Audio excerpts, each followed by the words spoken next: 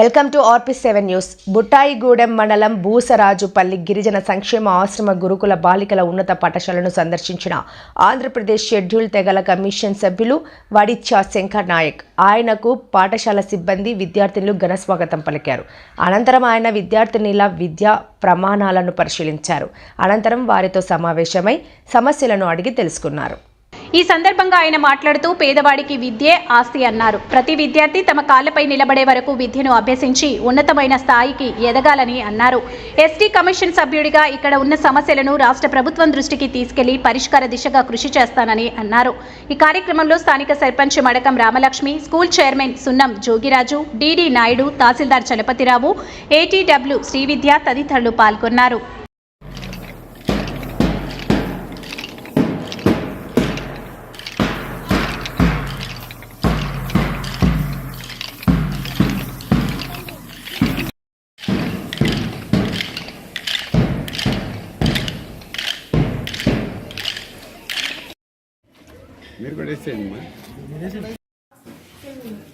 Then the below with his visitor smiled. Then he blew his whistle twice, and the bus moved forward with a roar. It was new bus. Its outside painted a green, white with some green stripes all along the sides. बढ़ते कदम को ना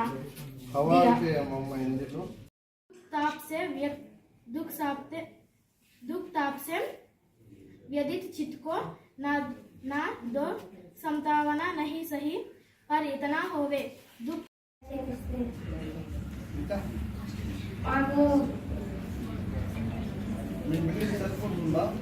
And fifth వాళ్ళకి government fifth sixth common అయిపోయి ఉంటారు sir. Government 160 members ఉంటారు sir. వాళ్ళకి fifth వాళ్ళకి వేరే గవర్నమెంట్ కట్టిస్తే బాగుంటుంది.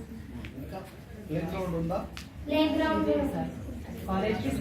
నా పేరు వడిచ్చా శంకర్ నాయక్. నేను ఏపీ స్టేట్ ఎస్టీ కమిషన్లో గౌరవ సభ్యులుగా ఉన్నాను. ముఖ్యంగా ఏలూరు జిల్లా ఎస్టీ కమిషన్ పర్యటనలో భాగంగా కమిషన్ సభ్యుడిగా 2 రోజుల పర్యటనకి ఇక్కడ రావడం జరిగింది. ఇవాళ 2వ రోజు కార్యక్రమం. ఇవాళ గిరిజన బాలికల గురుకుల పాఠశాలను ఇవాళ మా ICDA అధికారుల యొక్క సమక్షంలో మీడియా, ప్రజలు, ప్రజా సంఘాలు, స్థానిక ప్రజాప్రతినిధుల యొక్క ఆధ్వర్యంలో ఇవాళ క్యాంపస్ ప్రిమిసెస్ని మొత్తం కూడా విజిట్ చేయడం జరిగింది. ప్రత్యక్షంగా విద్యార్థులతో కలిసి మరి 10th క్లాస్ పిల్లలతో కూడా ఇంటరాక్ట్ అవ్వడం, పిల్లలకి బోధన విషయంలో వాళ్ళకి టీచింగ్ ఎలా ఉందో కూడా మరి విద్యార్థులను అడిగి కూడా తెలుసుకోవడం జరిగింది. క్యాంపస్ అంతా కూడా అంటే ఇది ఒక మంచి వాతావరణంలో ఉన్నట్టు మరి నాకు అనిపిస్తూ ఉంది. దాదాపుగా ఇక్కడ 480 మంది విద్యార్థినీలు ఇక్కడ చదువుకుంటూ ఉన్నారు. ఇదే క్యాంపస్లో ఒక జూనియర్ కాలేజ్ కూడా గిరిజన బాలికల కోసం కూడా రన్ అవుతూ ఉందని కూడా ఆ నోటీస్కి రావడం జరిగింది. మరి విద్యార్థులందరూ కూడా భవిష్యత్తులో వారి యొక్క స్థానాల్లో వాళ్ళు మంచిగా ఉండాలి అంటే అది విద్య ద్వారా మాత్రమే సాధ్యమవుతుంది. కాబట్టి విద్యార్థినులందరూ కూడా ఈ విలువైనటువంటి సమయాన్ని ఎక్కడ కూడా మరి వృధా చేసుకోకుండా వాళ్ళందరూ కూడా ఒక మంచి లక్ష్యాన్ని ఏర్పాటు చేసుకొని ఆ దిశగా ముందుకెళ్లాలని వాళ్ళందరికీ కూడా ఈ సందర్భంగా మోటివేట్ చేయడం జరిగింది. మరి క్యాంపస్లో కూడా కొన్ని సమస్యలు ఉన్నట్లు మరి విద్యార్థినుల ద్వారా మనకి ఇక్కడ మన నోటీస్ కూడా రావడం జరిగింది.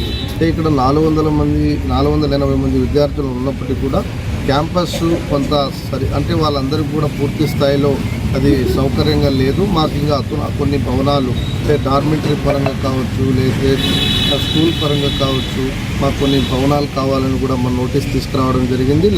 ల్యాబ్ని కూడా ఇంకా స్ట్రెంగ్తన్ చేయాలని కూడా చెప్పారు. ఇక్కడ